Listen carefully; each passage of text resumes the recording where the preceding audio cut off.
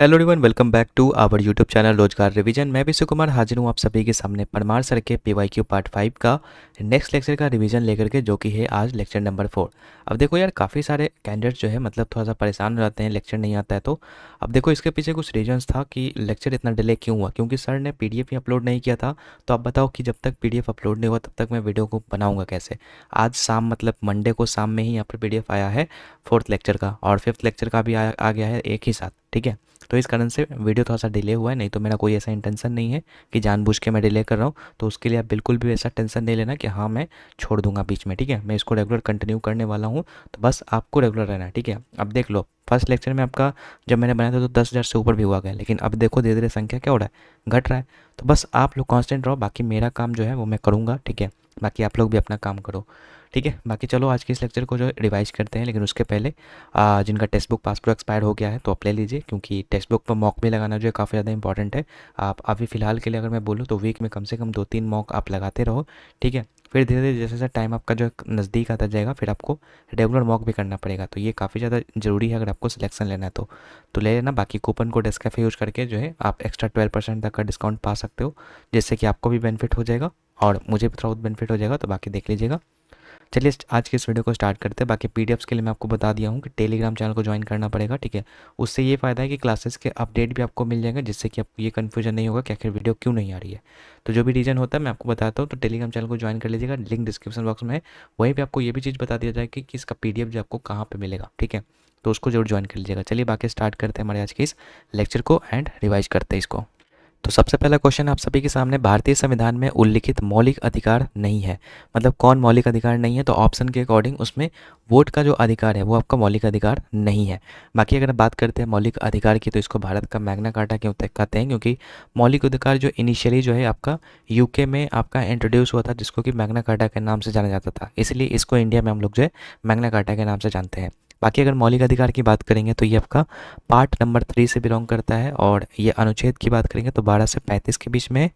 इसको कहाँ से लिया गया है, तो ये अमेरिका के संविधान से लिया गया है, ये चीज़ याद रखिएगा। एंड मौलिक कर्तव्य जो है योग्य है, लेकिन ये निरपेक्ष नहीं है। मतलब कि मान लीजिए कि अगर संसद को ऐसा लगता है कि ये जो है मतलब सही नहीं है कानून बनाए, तो वो उसको नल एंड वॉइड डिक्लेयर कर सकता है, मतलब उसको ख़त्म कर सकता है। बाकी ये पवित्र या अस्थाई नहीं है। वही सेम चीज़ कि अगर ऐसा लगता है कि ये कुछ इसमें खराबी है इस कानून में, तो वो ख़त्म भी किया जा सकता है, ठीक है। और ये जस्टिसएबल है, यानी कि अगर आपके मौलिक अधिकार का कोई हनन कर रहा है तो आप उसके लिए जो है कोर्ट जा सकते हैं। तो ये जस्टिसएबल है, याद रखिएगा। बाकी मौलिक अधिकार की अगर हम बात करते हैं तो टोटल आपके 6 मौलिक अधिकार जो आपके संविधान में दिए गए हैं। जैसे कि पहला आपका है समानता का अधिकार, जो कि आर्टिकल नंबर 14 से 18 के बीच में आता है। उसके बाद है स्वतंत्रता का अधिकार, जो कि आपका 19 से 22 के बीच में आता है। थर्ड है आपका शोषण के विरुद्ध अधिकार, जो कि आपका आर्टिकल नंबर 23 और 24 में है। धार्मिक स्वतंत्रता का अधिकार आपका 25 से 28 के बीच में है, और संस्कृति व शिक्षा संबंधी अधिकार 29 से 30 में है, और संवैधानिक उपचारों का अधिकार जो आपका आर्टिकल नंबर 32 में है, ठीक है। बाकी मूल संविधान में ये 7 था, एक को घटाया गया है यहाँ पर, ठीक है। और वो कौन सा है वो कौन सा है, तो वो है आपका संपत्ति का अधिकार, ठीक है। इसको 44th अमेंडमेंट 1978 के तहत जो इसको हटा करके, मतलब मौलिक अधिकार से हटा करके इसको जो है कानूनी अधिकार बना दिया गया है, और अभी ये करेंटली आर्टिकल नंबर 300A में यहाँ पर है, ठीक है। तो ये चीज़ याद रखिएगा कि पहले 7 था, अब 6 हो गया है। बाकी अगर हम बात करते हैं यहाँ पे संपत्ति के अधिकार को, ठीक है, तो ये पहले जो मौलिक अधिकार में था वो कौन से आर्टिकल में था, तो 19(1)(f) में था, और साथ ही साथ 31 में था। तो अभी ये हट चुका है, ठीक है। मतलब 31 वाला भी खाली है और 91(f) वाला भी यहाँ पर खाली है, ठीक है। और ये भी भाग 12 में है, 300A में। बाकी अगर हम बात करते हैं यहाँ पर सेकंड क्वेश्चन की, बोला है किसे भारत का नागरिक बनने की शर्त के रूप में गलत तरीके से सूचीबद्ध किया गया। मतलब अगर आपको भारत का नागरिकता लेना है तो उसमें कौन सा गलत है वो बोला है। तो ऑप्शन आप सभी के सामने है। प्रकृतिकरण यानी कि नेचुरलाइजेशन से तो ले सकते हैं, वंशानुगत से ये भी है आपका नागरिकता ग्रहण करने का। अभी हम देखेंगे कि ये जो है आपका कैसे डिसाइड होता है। तो एक आपका नागरिकता अधिनियम एक्ट है, मतलब उसको उसके हिसाब से यहाँ पर जो है नागरिकता के बारे में पता चलता है, तो उसको हम देखेंगे अभी। लेकिन फिलहाल के लिए अगर देखा जाए तो ये संपत्ति अधिकरण के माध्यम से नागरिकता ग्रहण नहीं किया जा सकता, इसलिए सी नंबर सही हो जाएगा हम लोगों का। बाकी जन्म से भी नागरिकता जो है ग्रहण किया जा सकता है। बाकी अगर हम बात करते हैं यहाँ पर एकल नागरिकता का प्रावधान जो है कहाँ से लिया गया है, तो ये आपका यूके के संविधान से लिया गया, यानी कि इंग्लैंड, ठीक है। बाकी इसके अलावा जो आपका अमेरिका का जो है वहाँ पर आपका दोहरी नागरिकता चलता है, ये चीज़ भी आपको याद रहना चाहिए। बाकी अगर नागरिकता आएंगी तो इसके बारे में देख लेते हैं। जैसे कि मैंने बोला था कि पार्ट 2 से है और आर्टिकल नंबर 5 से 11 के बीच में आता है। बाकी एकल नागरिकता मैंने बता दिया ब्रिटेन के संविधान से, यूएसए आपका जो है दोहरी नागरिकता का प्रावधान है वहाँ पे। बाकी आर्टिकल नंबर आप देख लेते हैं कि 5 में क्या है, तो 5 में है कि आप संविधान के लागू होने के समय निवास के आधार पर नागरिकता, मतलब संविधान जिस समय लागू हो रहा था तो उस समय आप कहाँ पर है उसके हिसाब से आपको नागरिकता दिया जा रहा था। ठीक है, शर्तें क्या थी कि वह व्यक्ति भारत में जन्मा हो तो आपको मतलब मिलेगा भारत की नागरिकता, उसके माता पिता में से किसी एक का जन्म भारत में हुआ हो, या फिर संविधान के लागू होने के कम से कम 5 वर्ष पहले से भारत में निवास कर रहा हो तो उस समय जो है यहाँ पर भारत की नागरिकता मिल जाएगी। तो ये सब आपका प्रावधान आर्टिकल 5 में है। 6 की बात करेंगे तो इसमें आपका पाकिस्तान से जो लोग भारत आने वाले थे उनके लिए नागरिकता का प्रावधान है। 7 में है कि जो भारत से पाकिस्तान तो गए थे लेकिन फिर बाद में पाकिस्तान से भारत वापस आ गए थे तो उनके लिए जो नागरिकता का प्रावधान है 7 में है। और 8 में है कि वह व्यक्ति जो भारतीय मूल का है लेकिन संविधान लागू होने के समय वो भारत के क्षेत्र में निवास नहीं कर रहा था तो उसके लिए जो प्रावधान है वो आर्टिकल नंबर 8 में है।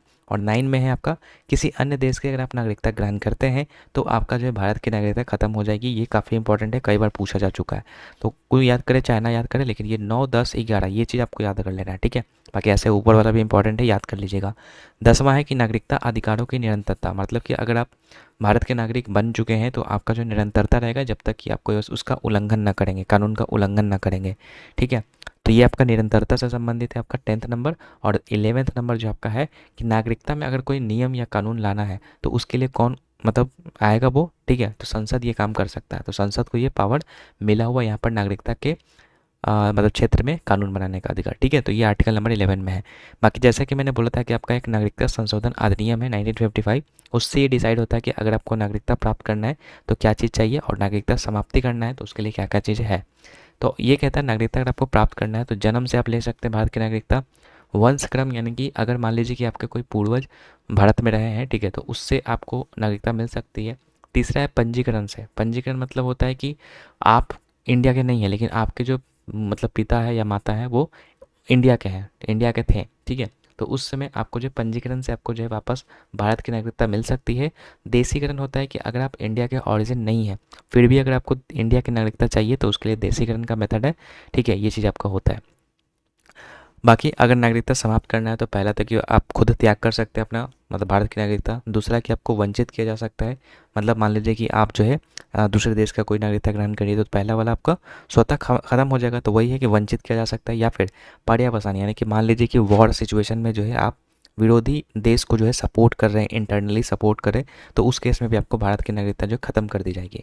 ठीक है, बाकी ये जो पंजीकरण और देशीकरण होता है ना, तो पंजीकरण से अगर आपको नागरिकता प्राप्त करना है तो उसके लिए 7 वर्ष जो है आपको कम से कम जो है भारत में रहना पड़ेगा। लेकिन वही अगर देशीकरण से बात करेंगे, इससे अगर आपको नागरिकता प्राप्त करना है तो उसके लिए आपको 12 वर्ष तक भारत में आपको रहना पड़ेगा। ठीक है, तो पंजीकरण से 7 वर्ष और देशीकरण से 12 वर्ष याद रखिएगा। बाकी इसमें एक अमेंडमेंट भी किया गया था 2019 में, नागरिक संशोधन अधिनियम के नाम से जानते हैं इसको, 2019 वाला। तो इसके अंतर्गत क्या था कि 3 देश अफगानिस्तान, पाकिस्तान एवं बांग्लादेश, तो इन 3 देशों से कुछ कम्युनिटी है, 6 कम्युनिटी है। कौन कौन से, तो हिंदू, सिख, पारसी, बौद्ध, ईसाई और जैन। अगर ये लोग भारत में आते हैं तो इनको जो है अगर वो 12 वर्ष की जगह 6 वर्ष भी अगर भारत में रहते हैं तो उनको जो है भारत की नागरिकता मिल जाएगी।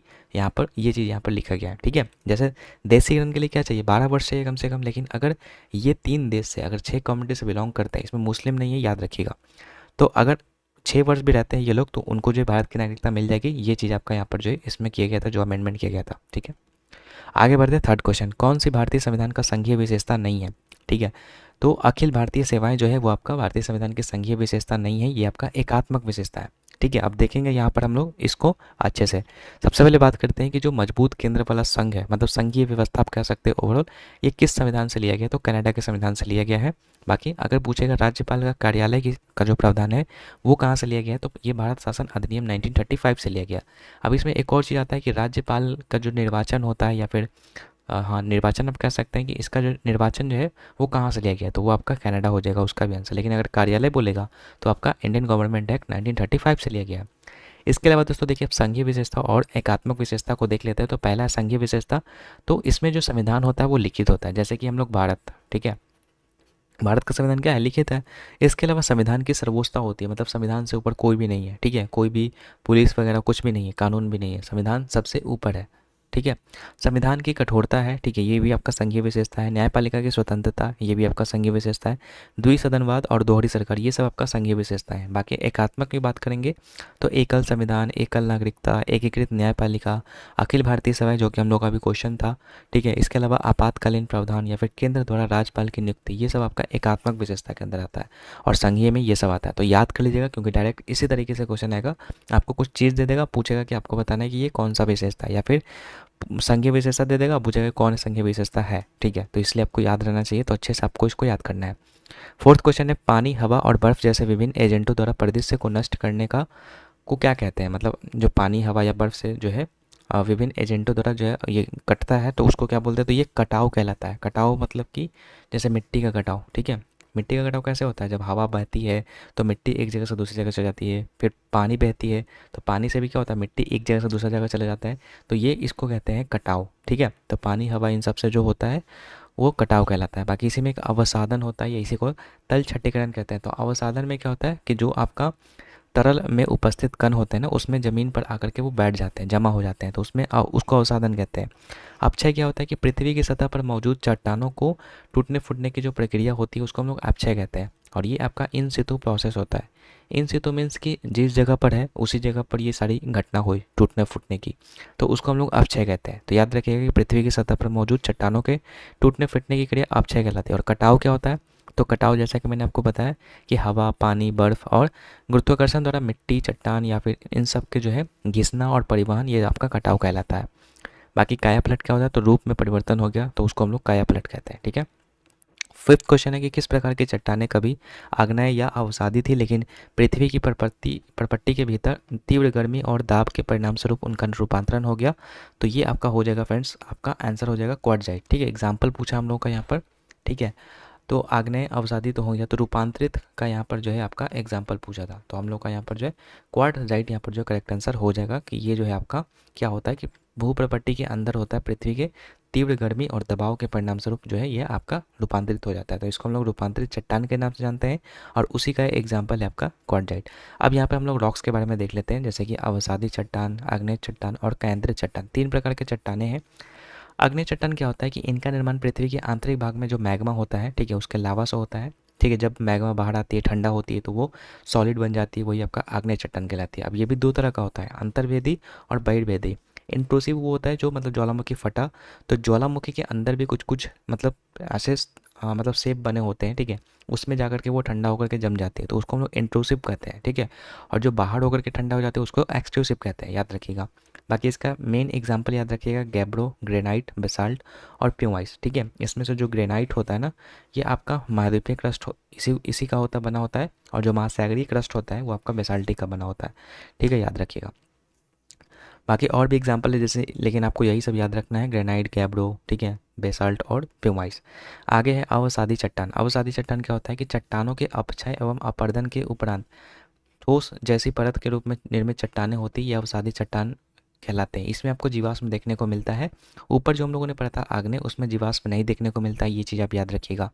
तो ये अवसादी चट्टान, आई होप कि आपको समझ में आ गया होगा कि जो आपका इग्नियस रॉक्स बाहर आया, ठीक है, अब उसमें किसी तरीके से अपर्दन हुआ। अपर्दन मतलब कि जो जहाँ जहाँ पर है ना वहीं पर उसमें कुछ चेंजेज हुआ, ठीक है, तो उसके कारण जो है वो टूटा फूटा, तो उसको हम लोग उससे जो चट्टान बनेगा वो आपका अवसादी चट्टान कहलाएगा, ठीक है।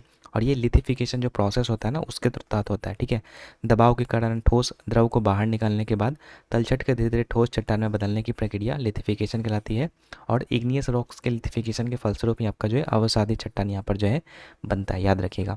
आगे बढ़ते हैं, इसका एग्जाम्पल की बात करेंगे, तो इसमें एग्जाम्पल आपको याद रखना है, कोल हो जाएगा, इसके अलावा चौक हो जाएगा, ठीक है, और क्या हो जाएगा, और हो जाएगा आपका यहाँ पर कॉकीन हो जाएगा, ठीक है। ये सब बहुत सारे हैं, लेकिन आपको कुछ कुछ चीज़ याद रखना है, जैसे कि लाइमस्टोन वगैरह आपको याद रखना है, सैंडस्टोन हो जाएगा, ठीक है। अब ये तीन तरह का होता है, ठीक है। एक होता है आपका रासायनिक होता है, ठीक है, एक आपका जैविक होता है, और एक आपका क्या होता है, एक आपका होता है यांत्रिक, ठीक है। तो रासायनिक का अगर पूछेगा एग्जाम्पल क्या है, तो रासायनिक का एग्जाम्पल आपका हो जाएगा यहाँ पे लाइमस्टोन हो जाएगा, ठीक है। अगर पूछेगा जैविक का, तो जैविक का आपका कोयला हो जाएगा, ठीक है।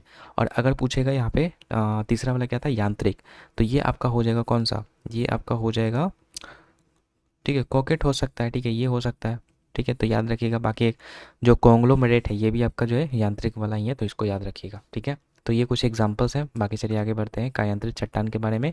तो कायांतरित चट्टान बोलते हैं आग्नेय और अवसादी शैलों में ताप और दाब के कारण परिवर्तन या फिर रूपांतरण हो जाने से कायांतरित शैल का निर्माण होता है। मतलब जो हम लोग का आग्नेय चट्टान बना या फिर अवसादी चट्टान बना, उसके रूप में कोई परिवर्तन हुआ प्रेशर, वॉल्यूम, टेम्परेचर के इन सब के कारण, तो उससे जो चट्टानें बनती है वो आपका कायांतरित चट्टानें कहलाती है। जैसे कि ग्रेनाइट, सैल, बलुआ पत्थर, ये सब क्या है, ये सब एग्जांपल है। ये ग्रेनाइट तो इग्नियस रॉक्स है, ठीक है। तो ये सब जब चेंजेज होता है ना, तो ग्रेनाइट नीस में बदल जाता है, सैल स्लेट में बदल जाता है, बलुआ पत्थर क्वार्जाइट में बदल जाता है। तो ये जो तीन परिवर्तित होकर के बना है, इसको हम लोग कायांतरित चट्टान कहते हैं, ठीक है। तो संगमरमर, सिस्ट, एम्फीबेलाइट, ये सब आपका जो एग्जाम्पल है कायांतरित चट्टाने का। बाकी आगे बढ़ते हैं। ये जो मतलब कुछ कुछ पत्थरों में आपको जो इस तरीके से लाइन लिनिएशन देखने को मिलता है, लाइन टाइप का, या इसी को हम लोग फॉलिएशन भी बोलते हैं। तो ये सब आपको जो किस में देखने को मिलता है, ये सब आपका कायांतरित चट्टान में देखने को मिलता है। इसके अलावा जो आपका ये डार्क एंड लाइट का कलर का जो शैडो देखने को मिलता है, पट्टी टाइप का, ये भी, इसको बैंडिंग कहते हैं। तो ये भी आपका जो कायांतरित चट्टान का ही में ही देखने को मिलेगा, ठीक है। बाकी रॉक साइकिल क्या होता है, तो जैसे मैग्मा है, ठीक है। तो मैग्मा जब ठंडा हुआ तो आग्नेय चट्टान बना, ठीक है। आग्नेय चट्टान जब इसमें क्षरण हुआ तो इससे क्या बनेगा, इससे आपका कौन सा चट्टान बनेगा, रूपांतरित बनेगा, ठीक है। रूपांतरित से भी पहले क्या बनेगा, तो रूपांतरित से भी पहले बनेगा आपका कौन सा, अवसादी, ठीक है। और अवसादी से फिर रूपांतरित बनेगा। तो ये प्रोसेस चलता रहता है और इसी को हम लोग रॉक चक्र बोलते हैं, ठीक है। आगे चट्टानों का अध्ययन क्या होता है, तो पेट्रोलॉजी यहाँ पर ये कहलाता है। ये चीज़ आप याद रखिएगा।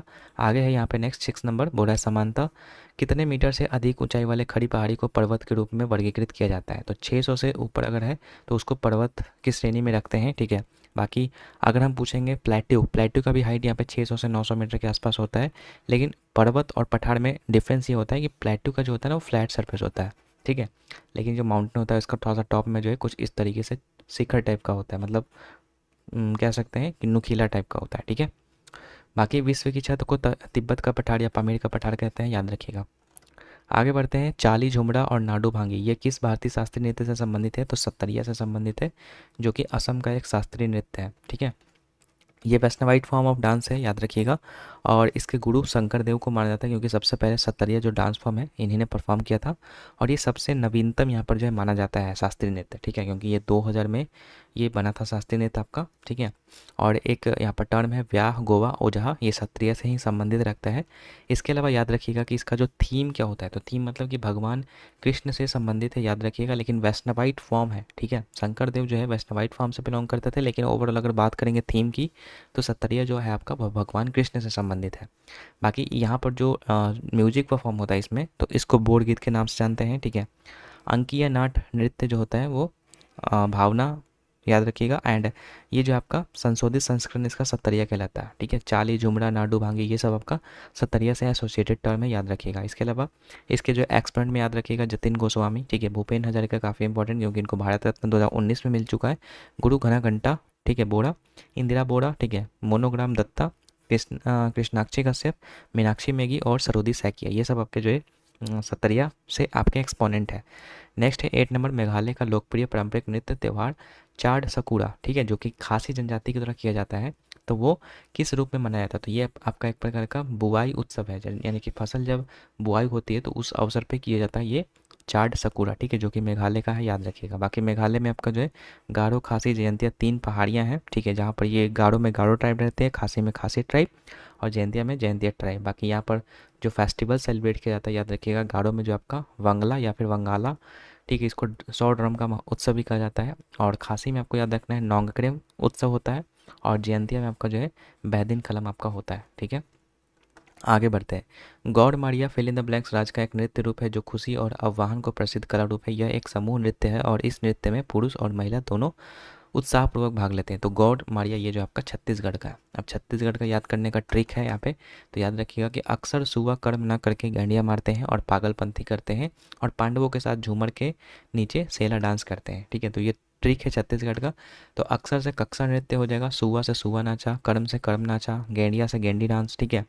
मारते हैं से गौड़ मारिया हो जाएगा, पागलपंथी से पंथी हो जाएगा, पांडवों से पंडवानी हो जाएगा। और इससे रिलेटेड एक यहाँ पर एक्सपोनेंट याद रखिएगा, मतलब जो संबंधित रखते हैं इनसे, तीजन बाई, क्योंकि इनको पद्मश्री, पद्म विभूषण और पद्म भूषण में मिल चुका है, इसलिए ये इंपॉर्टेंट होते हैं तीजन बाई, ठीक है। पद्मश्री इनको 1988 में मिला है, पद्म विभूषण 2019 में और पद्म भूषण 2003 में होता है, ठीक है। पद्मश्री आपका 4th सिविलियन अवार्ड है, हाईएस्ट, ये जो पद्म विभूषण है वो सेकंड है और पद्म भूषण आपका थर्ड है, याद रखिएगा। बाकी फर्स्ट वाला भारत रत्न है। झूमर से झूमर डांस हो जाएगा, सेला से सैला डांस हो जाएगा, ठीक है। आगे याद करते हैं यहाँ पर।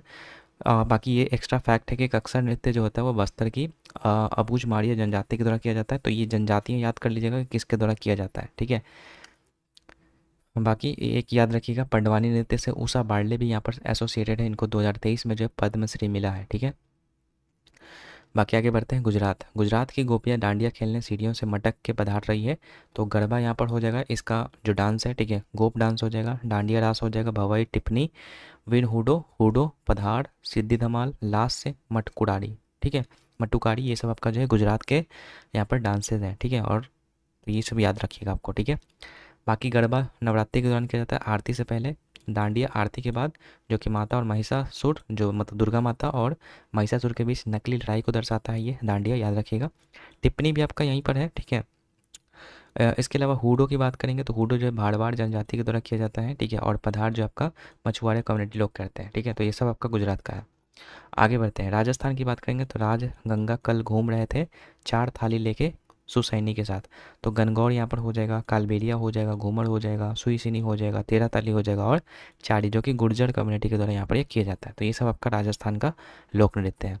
बाकी कालबेलिया की बात करेंगे तो कालबेलिया एक यूनेस्को मान्यता प्राप्त है, ठीक है। बाकी गनगौर तो मैंने बता ही दिया कि देवी पार्वती के लिए प्रदर्शन होता है, मतलब इसमें माता गौरी से एसोसिएटेड है गनगौर वाला। बाकी कालबेलिया से संबंधित एक फेमस एक्सपोनेंट है गुलाबो सपेरा, जो कि सांप जनजाति से बिलोंग करते हैं, तो कालबेलिया को परफॉर्म करते हैं। बाकी घूमर की बात करेंगे तो देवी सरस्वती की पूजा होती है, इसमें भील कम्युनिटी लोग करते हैं। 13 ताली की बात करेंगे तो कमर जनजाति, और चाड़ी की बात करेंगे तो गुर्जर द्वारा किया जाता है। आगे बढ़ते हैं 10 नंबर। बोला आनंद नीलकंठन के पहले उपन्यास का शीर्षक कौन सा है। तो आनंद नीलकंठन की बात होगा तो यहाँ पर ये असुर पराजितों की कथा, ये आपका आंसर हो जाएगा आनंद नीलकंठन की। बाकी गांधी जी की बात करेंगे तो माई एक्सपेरिमेंट विथ ट्रूथ हो जाएगा, सत्य के साथ मेरे प्रयोग। बान भट्ट का आपका कादम्बरी हर्षचरित हो जाएगा, ठीक है। हर्षवर्धन के दरबारी कवि थे आपके जो बान भट्ट थे, ठीक है। अमिश त्रिपाठी की बात करेंगे तो ज़्यादातर इनमें जो है गॉड से रिलेटेड बुक होगा, जैसे कि मेलुहा के अमर, मतलब इमोर्टल्स ऑफ मेलुहा, ठीक है। स्काइथियन ऑफ इक्ष्वाकु, ठीक है।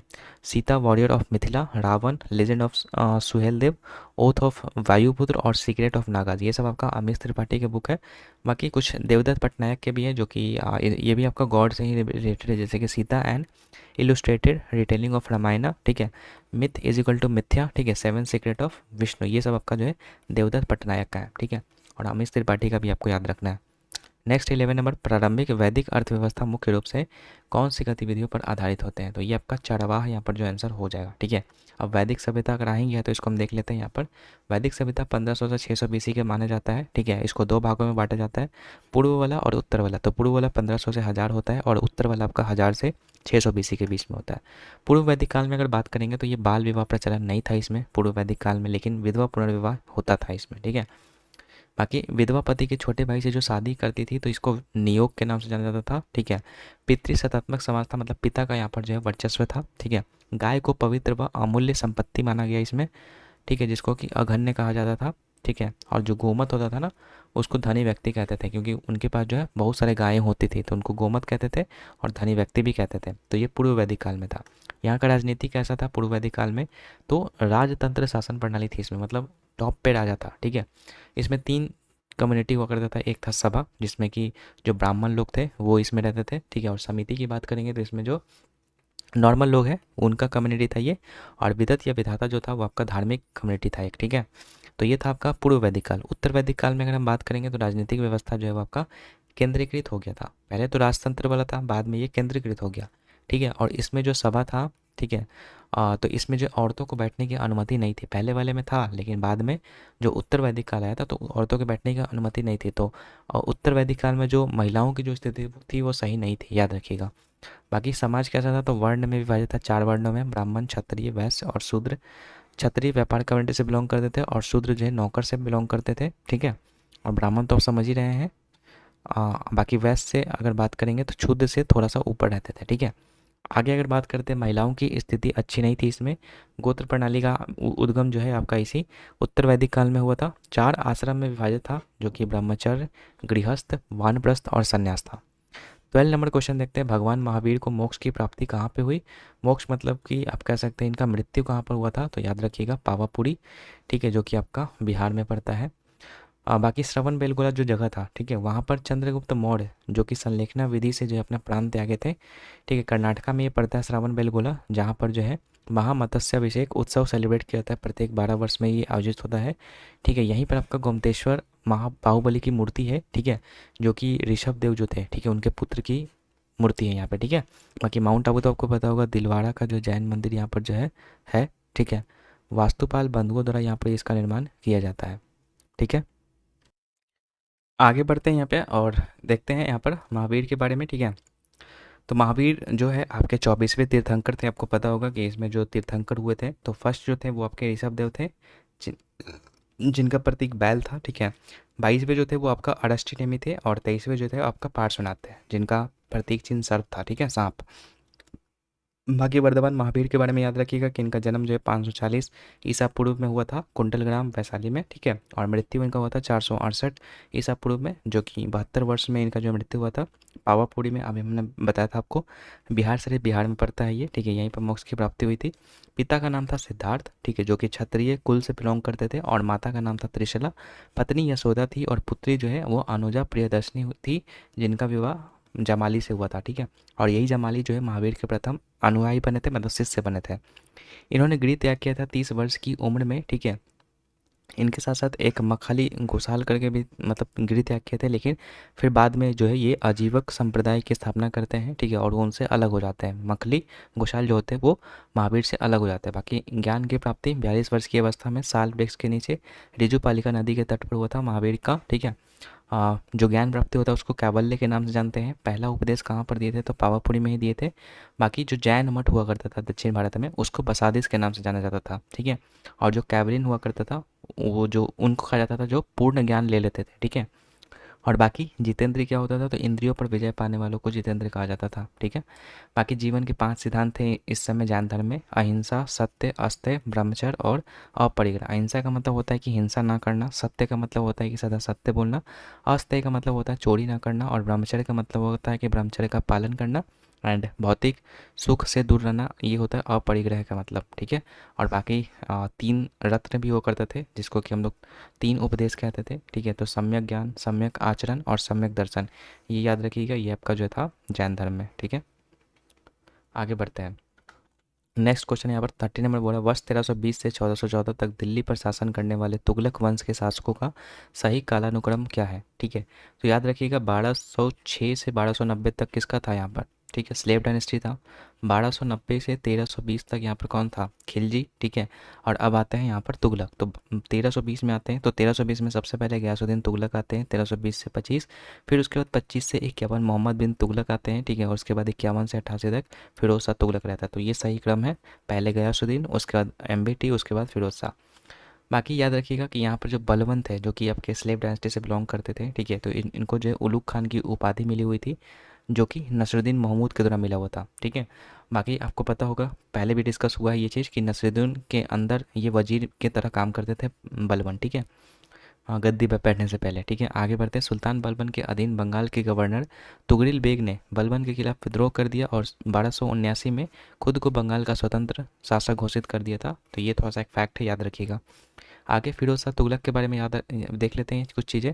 तो 1351 से 1388 ईस्वी तक रहते हैं ये। इन्होंने सैनिकों को नगद भुगतान नहीं किया था, मतलब उनको जो है भूमि राजस्व के आधार पर जो भुगतान किया जाता था, मतलब कि उनको भूमि का टुकड़ा दे दिया जाता था और बोला जाता था कि आप यहाँ से जो है टैक्स कलेक्शन कीजिए, और उसमें से जो आपका सैलरी होता है वो रख के बाकी के जो पैसे हैं वो आप हमें दे दीजिए। तो ये चीज़ आपका होता था फिरोज शाह तुगलक के शासनकाल में।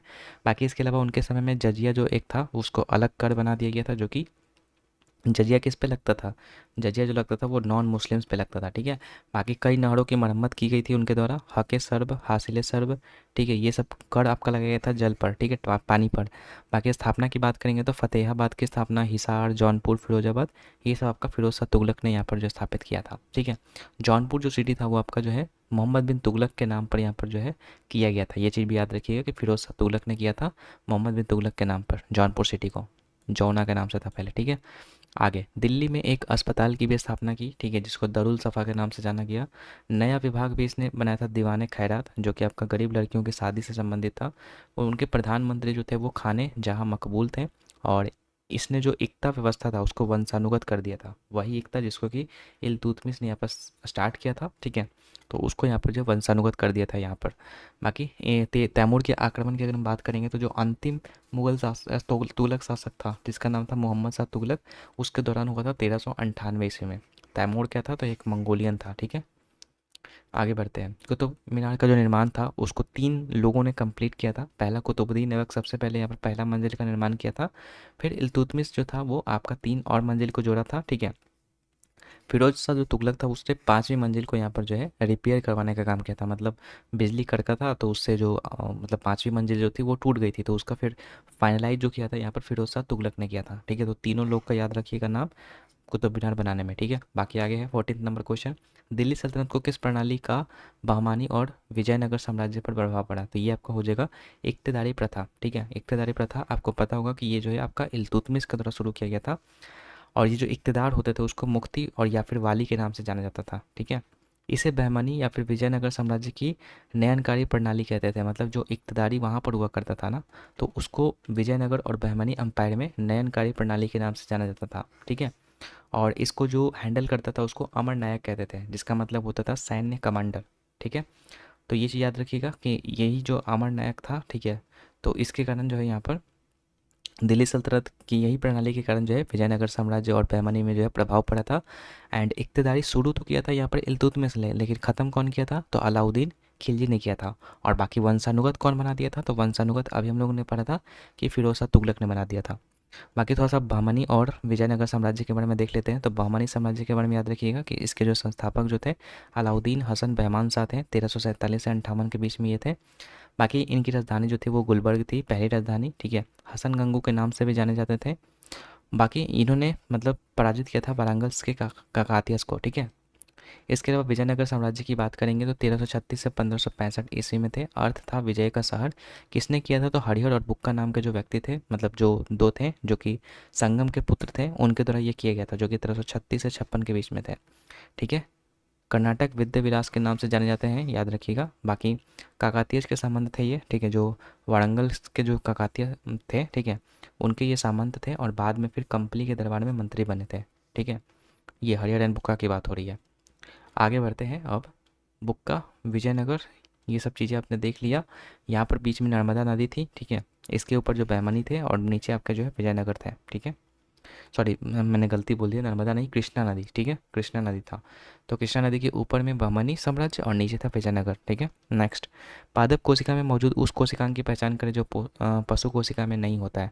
तो लवक, ठीक है, लवक सिर्फ आपका पादप कोशिका में देखने को मिलता है। इसको कोशिका का रसोई घर भी कहते हैं, ठीक है। अगर हम बात करते हैं लवक की, तो यह केवल पादप कोशिका में पाए जाते हैं। लवक का खुद का डीएनए और राइबोसोम होता है। ये 3 टाइप का होता है, एक होता है क्लोरो, एक होता है क्रोमो और एक होता है ल्यूको। तो क्लोरो जो होता है इसका मतलब होता है हरित लवक, ठीक है। तो इसी में आपका क्लोरोफिल पाया जाता है, वर्णक, ठीक है। ये आपका पीले और नारंगी वर्णक भी पाए जाते हैं इसमें। क्लोरोप्लास्ट प्रकाश संश्लेषण की सहायता से भोजन बनाने के लिए सौर ऊर्जा का उपयोग करता है, ठीक है। तो याद रखिएगा कि जो क्लोरोप्लास्ट होता है उसकी मदद से प्रकाश संश्लेषण की क्रिया होती है, खाना बनाने का काम इसी से होता है, ठीक है। बाकी एक होता है ल्यूकोप्लास्ट, अवर्ण लवक, जो कि आपका सफ़ेद और रंगहीन होता है, जो कि किस चीज़ का काम करता है, तो ये आपका स्टोरेज का काम करता है। किस चीज़ का, तो स्टार्च, ऑयल्स और प्रोटीन का। तो जो आपका कार्बोहाइड्रेट का यहाँ पर जो करता है ना उसको एमाइलोप्लास्ट कहते हैं। प्रोटीन का जो करता है उसको एलियोडोप्लास्ट कहते हैं। और जो वसा का करता है उसको एलाइयोप्लास्ट कहते हैं। याद रखिएगा, तीनों कई बार पूछा जा चुका है। आगे है वर्णी लवक, क्रोमोप्लास्ट। तो ये आपका बेसिकली रंग देने का यहाँ पर जो है काम करता है, यानी कि कलर प्रोवाइड करता है। जैसे कि टमाटर का जो लाल रंग होता है लाइकोपिन के कारण होता है। मिर्च में जो है आपका जो है कैप्नेथिन पाया जाता है। तो ये सब आपका वर्णी लवक का एग्जाम्पल है। बाकी पादप कोशिका और पशु कोशिका में अंतर है कि जो पादप कोशिका होता है इसमें जो कोशिका भित्ति कोशिका का सबसे बाहरी आवरण होता है, मतलब एक एक्स्ट्रा यहाँ पर चीज़ होता है कोशिका भित्ति, लेकिन जंतु कोशिका में कोई कोशिका भित्ति नहीं होती है। पादप कोशिकाओं में कोशिका भित्ति और कोशिका झिल्ली दोनों होता है, लेकिन वही अगर कोशिका जंतु कोशिका में बात करेंगे तो कोशिका झिल्ली या फिर प्लाज्मा झिल्ली कोशिका का सबसे बाहरी आवरण होता है, इसमें कोई कोशिका भित्ति नहीं होती है। पादप कोशिका में रिक्तिकाएं जो होती है, वैक्यूल्स जो होती है वो बड़ी होती है और केंद्र में उपस्थित होते हैं। लेकिन अब वही अगर बात करेंगे जंतु कोशिका में, तो रिक्तिकाएं जो काफ़ी छोटी होती है और कोशिका द्रव के समान रूप से विस्तृत होती है। पादप कोशिका में प्लास्टिड होते हैं, लेकिन इसमें नहीं होता है जंतु वाले में। पादप कोशिका में लाइसोसोम अनुपस्थित होता है, लेकिन जंतु कोशिका में लाइसोसोम उपस्थित होता है और ये आपका पाचक एंजाइम का काम करती है। बाकी वही पादप कोशिका में साइटोप्लाज्म जो है पतला होता है और केंद्रीय रिक्तिका के कारण परिधि की ओर धकेल दिया जाता है। लेकिन अगर वही बात करेंगे जंतु वाले में, तो साइटोप्लाज्म सघन एवं दानेदार होता है। यह संपूर्ण कोशिका में समान रूप से फैला होता है। साइटोप्लाज्म मतलब कि आप कह सकते हैं कोशिका द्रव, ठीक है। तो कोशिका द्रव इसमें पतला होता है, इसमें आपका जो सघन होता है, याद रखिएगा। और उसी में जो जितने भी सेल ऑर्गेनल्स है वो आपके होते हैं। बाकी ये कुछ फैक्ट्स है, जैसे कि सबसे बड़ी कोशिका अगर पूछेगा तो शुतुरमुर्ग का अंडा हो जाएगा। सबसे छोटी कोशिका पूछेगा तो माइकोप्लाज्मा बैक्टीरिया हो जाएगा, ठीक है। लेकिन वही अगर मनुष्य में पूछेगा, मानव शरीर में, तो सबसे बड़ी कोशिका आपका अंडाणु हो जाएगा और सबसे छोटी कोशिका आपका जो शुक्राणु हो जाएगा। लेकिन अगर पुरुषों में पूछेगा सबसे बड़ी, तो ये न्यूरॉन हो जाएगा। और महिलाओं में सबसे छोटी अगर पूछेगा तो आरबीसी यहाँ पर जो करेक्ट आंसर हो जाएगा, ठीक है। और महिला में अगर सबसे बड़ा पूछेगा तो महिला में सबसे बड़ा वही आपका अंडाणु हो जाएगा, ठीक है। चलो आगे बढ़ते हैं। नेक्स्ट, नाभिक के बारे में बात याद रखिएगा कि नाभिक की खोज कौन किया था, तो रॉबर्ट ब्राउन ने किया था, जो कि कोशिका का मस्तिष्क होता है एक, ठीक है। विभिन्न कोशिकांगों को गतिविधियों को ये नियंत्रित करता है नाभिक आपका। ये आपका सेलुलर घटक है, मतलब जितने भी सेल ऑर्गेनल्स है उसका ये काम, मतलब एक अंग है, ठीक है। बिल्कुल मध्य में स्थित होता है, आकार में बड़ा होता है और सबसे बड़ी कोशिकीय संरचना होता है ये नाभिक, ठीक है। बाकी वैक्यूल्स क्या होता है, तो कोशिका की तीक्ष्णता और कठोरता प्रदान करता है वैक्यूल्स, जो कि पौधों में बड़ा होता है और मतलब जंतु वाले में छोटा होता है। आगे देखते हैं 60 नंबर। भारत की जनगणना 2011 के अनुसार भारत में तीसरी सबसे बड़ी बोली जाने वाली भाषा कौन सी है, तो वो है आपका बंगाली। फर्स्ट नंबर पे आपका हिंदी, सेकंड पे इंग्लिश, तीसरा पे बंगाली, चौथा पे मराठी।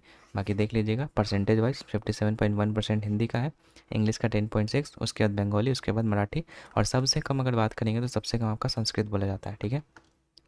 नेक्स्ट है कि भाषा का उल्लेख कौन सा अनुसूची में, तो 8वीं अनुसूची में है, ठीक है। मूल संविधान में 14 भाषाएं थी, लेकिन वर्तमान में 22 हैं, ठीक है। क्योंकि 21वां, 91वां और 92वां संशोधन किया गया है, जिसके तहत 21वें के तहत जो आपका सिंधी भाषा ऐड किया गया है, 71वां से आपका नेपाली, मणिपुरी, कोंकणी ऐड किया गया है, और 92वां से आपका जो मैथिली, संथाली और बोडो डोगरी ये सब आपका किया गया, ठीक है। और 96वां संविधान संशोधन से जो है सिंपली बस उड़िया का नाम बदल के ओडिया कर दिया गया, ठीक है, याद रखिएगा ओडिया। तो ये हुआ है। अब आगे बढ़ते हैं। कौन सी योजना माइक्रो फाइनेंस प्रकार की पहल से संबंधित नहीं है, तो माइक्रो फाइनेंस सबसे पहले होता क्या है, तो माइक्रो फाइनेंस का हिंदी अर्थ होता है सूक्ष्म वित्तीय संस्था, ठीक है। जिसके अंतर्गत आपका जो है सेल्फ हेल्प ग्रुप ये सब चीज़ें आती हैं, तो उससे संबंधित नहीं है। तो ये आपका उज्ज्वला योजना आपको याद रखना है, ठीक है। उज्ज्वला योजना के अंतर्गत जो है मुफ्त एलपीजी सिलेंडर प्रोवाइड किया जाना था, जो कि 1 मई 2016 बलिया यूपी से स्टार्ट हुआ था। बाकी जनधन योजना की बात करेंगे तो 2014 में स्टार्ट हुआ था। जीविका परियोजना आपका बिहार से स्टार्ट हुआ था, और इंदिरा क्रांति प्रथम कार्यक्रम जो है वो आंध्र प्रदेश से स्टार्ट हुआ था। बाकी सूक्ष्म वित्त संस्था में अगर यहाँ पे याद रखिएगा कि इसके जो जनक कौन होते हैं सूक्ष्म वित्त संस्था के, तो ये आपका मोहम्मद यूनुस को जाना जाता है, क्योंकि इन्होंने सबसे पहले बांग्लादेश ग्रामीण बैंक की स्थापना की थी, और इसके लिए इनको जो 2006 में नोबेल पुरस्कार से भी सम्मानित किया जा चुका है। बाकी अगर हम आगे बात करते हैं, भारत ने जो है आपका सेवा का स्थापना किया है। सेवा मतलब होता है सेल्फ एम्प्लॉयड वुमेन, क्या होता है, मतलब स्वरोजगार महिला संघ होता है। 1974 में इसका जो स्थापना हुआ था अहमदाबाद में, तो याद रखिएगा, जो कि SHG, ठीक है, इसी का एक रूप है। आगे है कौन सा कथन सही है, तो बोला उच्च मुद्रास्फीति का अर्थ है कम वास्तविक जीडीपी अन्य सभी चीज़ें समान रहने पर होती है। तो जी हाँ, ये बात बिल्कुल सही है, ठीक है। जो मुद्रास्फीति होती है ना, अभी हम देखेंगे इस चीज़ को। सेकंड है मूल्य सूचकांक 200 है यदि नामांकन जीडीपी और वास्तविक जीडीपी समान है। अब देखिए यहाँ पर नाम मात्र का जीडीपी और वास्तविक जीडीपी ये चीज़ आपको समझना पड़ेगा, यहीं से आपको मुद्रास्फीति का भी कॉन्सेप्ट आता है। तो इसका तो आंसर हो जाएगा केवल ए, क्योंकि ये सही है, ये गलत है, क्योंकि 200 नहीं होता है। अभी हम देखेंगे इसका 100 होता है, ठीक है, क्योंकि इसका एक फॉर्मूला होता है, नाम मात्र का जीडीपी ऊपर और वास्तविक जीडीपी नीचे, इंटू में 100। तो अगर दोनों को सेम रख देंगे तो ये दोनों कट जाएगा, 1 बच जाएगा, इंटू में 100 हो जाएगा, तो 100 ना आएगा, 200 नहीं आएगा। तो इसलिए यहाँ पर जो है दूसरा वाला गलत है। बाकी देखिएगा वास्तविक जीडी और नाम मात्र जीडीपी में क्या अंतर है, तो वास्तविक जीडीपी की अगर हम बात करेंगे तो इसमें आधार वर्ष के आधार प्रभाव के रूप में जाना जाता है। इसमें स्थिर जो है कीमतों पर गणना की जाती है, यह मुद्रास्फीति समायोजित होती है। जैसे एग्जाम्पल के तौर पर आप समझिएगा, जैसे कि कोई पार्ले जी कुछ साल पहले जो है 100 रुपये में बिकता था, ठीक है, और अभी जो है पार्ले जी 200 रुपये में बिक रहा है, ठीक है। तो यहाँ पर जो प्राइस में चेंजेज हुआ, डबल जो चेंज हुआ, ठीक है, मतलब प्राइस बढ़ गया, ठीक है। तो इसमें मुद्रास्फीति इसको बोलते हैं, इसके जो प्राइस बढ़ता है उसको मुद्रास्फीति बोलते हैं। तो जो ये जो आपका होता है, ठीक है, वास्तविक जो जीडीपी होता है, ठीक है, उसमें जो है आपको यहाँ पर क्या होता है, वास्तविक जीडीपी में आपका जो है मतलब मुद्रास्फीति नहीं होता है, लेकिन वही अगर बात करेंगे नाम मात्र वाले में, तो इसमें आपका जो है मुद्रास्फीति होता है, देखने को मिलता है। जैसे यहाँ पर 100 से 200 हो गया, तो ये जो आपका जीडीपी हुआ 200, ये आपका जो है कौन सा हो गया, नाम मात्र वाला हो गया, ठीक है। और वहीं अगर बात करेंगे, अगर मान लीजिए कि ये जो प्राइस है वो उसको कांस्टेंट रखते हैं, तो ये जो आपका वास्तविक जीडीपी कहलाता है। जैसे मान लीजिए कि 10 जो पार्ले जी का जो है जो कॉस्ट हुआ 100 रुपये हुआ, ठीक है। लेकिन अगर हम वही कुछ साल के बाद जो है 20 रुपये हो गया एक पैकेट पार्ले जी का दाम, तो 200 हो गया। लेकिन वही अगर हम चीज़ को कांस्टेंट रखते हैं, यानी कि जो प्राइस है उसको कांस्टेंट रखते हैं, तो 10 × 10 हो, यानी कि 100 हुआ। तो ये जो 100 है ये आपका रियल जीडीपी है, ठीक है, यानी कि वास्तविक जीडीपी है। तो वास्तविक जीडीपी और नाम मात्र जीडीपी आई होप कि आपको समझ में आ गया होगा। बाकी इसको जो अपस्फीति कारक होता है, यानी कि जो इन्फ्लेशन फैक्टर होता है, इसको कैलकुलेट करने के लिए ऊपर नाम मात्र का जीडीपी, नीचे वास्तविक जीडीपी, इसको 100 से डिवाइड करने पे आपको ये मिल जाएगा। बाकी मुद्रास्फीति क्या होता है कि समय के साथ विभिन्न माल और सेवाओं की कीमतों में होने वाली एक सामान्य बढ़ोतरी होती है, जिससे कि जो क्रय शक्ति होती है, यानी कि परचेजिंग पावर में क्या हो जाता है, गिरावट आ जाती है। तो इसको हम लोग क्या कहते हैं, मुद्रास्फीति या फिर महंगाई इसको बोल सकते हैं सिंपल टर्म में, ठीक है। 19 नंबर क्वेश्चन है, दिए गए विकल्पों में से वह विकल्प चुने जो लेड नाइट्रेट की अपघटन अभिक्रिया का उत्पाद नहीं है, ठीक है। तो लेड नाइट्रेट का अगर हम रिएक्शन आपको दिखाएं तो ये होता है आपका लेड नाइट्रेट, यानी कि 2PbNO3 इसमें अगर हम हीट देते हैं तो ये 2Pb यानी कि लेड ऑक्साइड प्लस में 4NO2 जो कि भूरी झाग होता है ये निकलता है, और प्लस में ऑक्सीजन निकलता है जो कि रंगहीन होता है, ठीक है। तो जोसेफ प्रिस्टले ने ऑक्सीजन का आविष्कार किया है, याद रखिएगा। तो यहाँ पर हम लोग को PbO निकला, NO2 निकला, O2 निकला, ठीक है। तो ऑप्शन देख लीजिए, ऑप्शन में है यहाँ पर ऑक्सीजन निकला, लेड नाइट्रेट निकला, नाइट्रोजन डाइऑक्साइड ये भी निकला, लेकिन नाइट्रोजन नहीं निकला। तो इसलिए ये गलत है, ठीक है। तो यही हम लोग का सही हो जाएगा। बाकी ऊष्माक्षेपी अभिक्रिया क्या होता है, तो एक ऊष्माक्षेपी अभिक्रिया एक रासायनिक अभिक्रिया है जो प्रकाश या फिर ऊष्मा द्वारा ऊर्जा मुक्त होती है। जैसे मान लीजिए वैसा रिएक्शन जिसमें हीट निकलती है उसको ऊष्माक्षेपी कहते हैं, और ऊष्माशोषी वैसा अभिक्रिया होता है ना जिसमें अगर हम हीट देंगे तब वो रिएक्शन स्टार्ट होगा। जैसे एग्जाम्पल के तौर पर हम देख रहे हैं, सबसे पहले बात करते हैं ऊष्माक्षेपी अभिक्रिया का। पहला है संयोजन अभिक्रिया, यानी कि कॉम्बिनेशन रिएक्शन। इसमें एक उत्पाद दो या दो से अधिक अभिकारकों से बनता है। जैसे कि अगर हम बात करेंगे CaO प्लस में H2O, इसको हम मिला देते हैं तो क्या बन जाएगा, CaOH2, ठीक है। तो ये एक से अधिक उत्पाद है और एक प्रतिफल बना, तो इस प्रकार का रिएक्शन को हम लोग क्या बोलते हैं, ऊष्मा मतलब संयोजन अभिक्रिया तो है ही, लेकिन ऊष्माक्षेपी भी है क्योंकि इसमें हीट भी निकल रहा है, ठीक है। तो इसको ऊष्माक्षेपी भी कहते हैं। इसके अलावा कोयला का जलना हो गया, C प्लस में O2 कार्बन डाइऑक्साइड, ये भी आपका संयोजन अभिक्रिया है।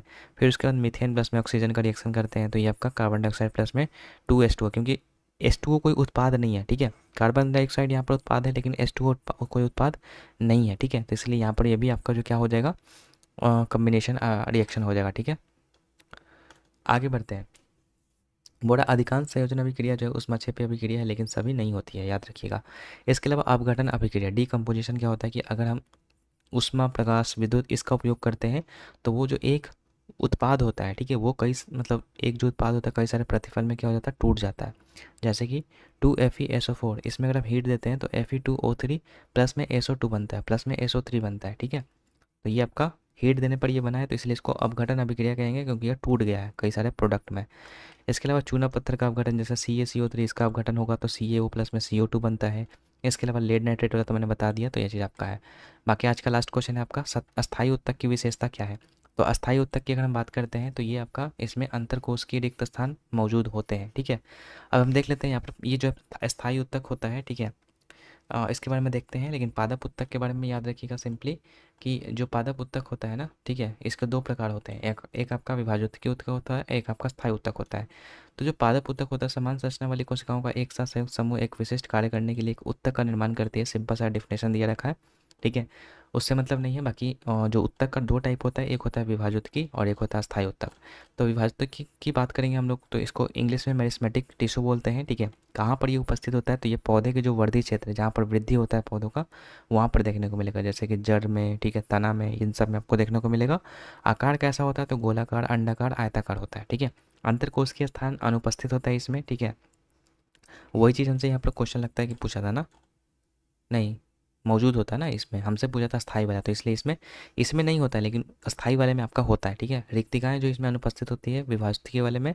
बाकी साइटोप्लाज्म जो इसमें घना होता है, सेल वॉल सेलुलोज का बना होता है, और जो न्यूक्लियस होता है वो काफ़ी प्रोमिनेंट होता है इसमें। सेल डिवीजन इसमें होता है, लेकिन उसी के विपरीत अगर हम बात करेंगे यहाँ पर किस चीज़ का, ठीक है, उसको हम देखेंगे। लेकिन पहले अभी देख लीजिए विभाजती जो विभाजोत्तकीय उत्तक है इसको भी दो भागों में बांटा गया है। पहला शीर्षस्थ विभाजोत्तकीय, ठीक है, जिसको कि एपिकल मेरिस्टेम कहते हैं, ठीक है। ये आपका अंकुर और जड़ के शीर्ष में मौजूद होता है। जड़ एवं तने की लंबाई को ये बढ़ाने का काम करता है। और अंतर्विष्ट होता है जो कि आपका इंटरकैलरी मेरिस्टेमिक होता है, जो कि पत्ती और इंटरकैनोड जो होता है उसके आधार पर मौजूद होता है। जैसे पत्ता होता है तो डंठल होता है ना, उसमें आपको ये देखने को मिलता है। पत्ती और इंटरनोड्स में लंबाई को बढ़ाने का काम करती है ये अंतर्विष्टि विभाज्योतिकी, ठीक है। बाकी एक अस्थायी ऊतक होता है जो कि आपका कोशिकीय विभाजन होने की जो क्षमता होती है उसको खो देती है, ठीक है। इस कारण से ये जो है आपके फर्दर डिवाइड नहीं होता और ग्रो नहीं होता है, ठीक है। इसकी विशिष्ट भूमिका है निभाते हैं और इसमें जो है आपका अंतरकोशिकीय स्थान जो है आपका मौजूद होता है। तो वही हमसे पूछा था यहाँ पर कि अस्थायी ऊतक की कौन सी विशेषता है, तो उसमें अंतरकोशिकीय स्थान देखने को मिलता है। तो ये था आज का 20 क्वेश्चंस, ठीक है। देखो लेक्चर थोड़ा सा लंबा जा रहा है, ठीक है। कई सारे कैंडिडेट्स बोल रहे हैं कि इसको 20 से 25 मिनट में ख़त्म करो। तो भाई 20 से 25 मिनट में ख़त्म करूँगा तो सारे फैक्ट्स में बताना भी तो है, ठीक है। जो सर पढ़ाते हैं उससे काफ़ी सारी चीज़ें इसमें एक्स्ट्रा ऐड होती है पीडीएफ में। तो इसलिए थोड़ा सा यहाँ पर जो लेक्चर लंबा जरूर है, लेकिन कोई दिक्कत की बात नहीं है। हर एक फैक्ट को आपको जो याद करते हुए चलना है। 45 मिनट कोई ज़्यादा टाइम नहीं है, ठीक है। आप 1.5x पे देख सकते हैं वीडियो को और हर एक चीज़ को रिवाइज करते हुए चले, क्योंकि कोई भी चीज़ छोड़ना नहीं है, क्योंकि ये भी आप लिमिटेड कंटेंट है। लिमिटेड कंटेंट को भी आप छोड़ते हुए चलोगे तो फिर दिक्कत होगा आपको। इसलिए जो भी चीज़ें यहाँ पर लिखी गई है कम से कम इसको अच्छे से पढ़ना है, ठीक है। बाकी आपको बता दें कि इसका जो है पीवाईक्यू फॉर्म में जो है मतलब एमसीक्यू के फॉर्म में अगर आप इसका रिवीजन चार्ट चाहते हैं तो आपको टेलीग्राम पे उसका पीडीएफ मिलता है, आप उसको ज्वाइन कर सकते हैं, ठीक है। और बाकी ये जो हैंड रिटन नोट्स है इसका भी पीडीएफ कहाँ पे मिलेगा वो आपको टेलीग्राम चैनल बताया जाएगा, आप उसको ज्वाइन कर लीजिएगा। बाकी क्लासेस की अपडेट वहीं पे मिलती है तो उसको भी ज्वाइन करके रखिए ताकि सारी चीज़ आपको टाइम टू टाइम अपडेट मिलता रहे। बाकी आज के इस वीडियो को यहीं पर रखते हैं, मिलते हैं आपसे नेक्स्ट वीडियो में, तब तक के लिए गुड बाय।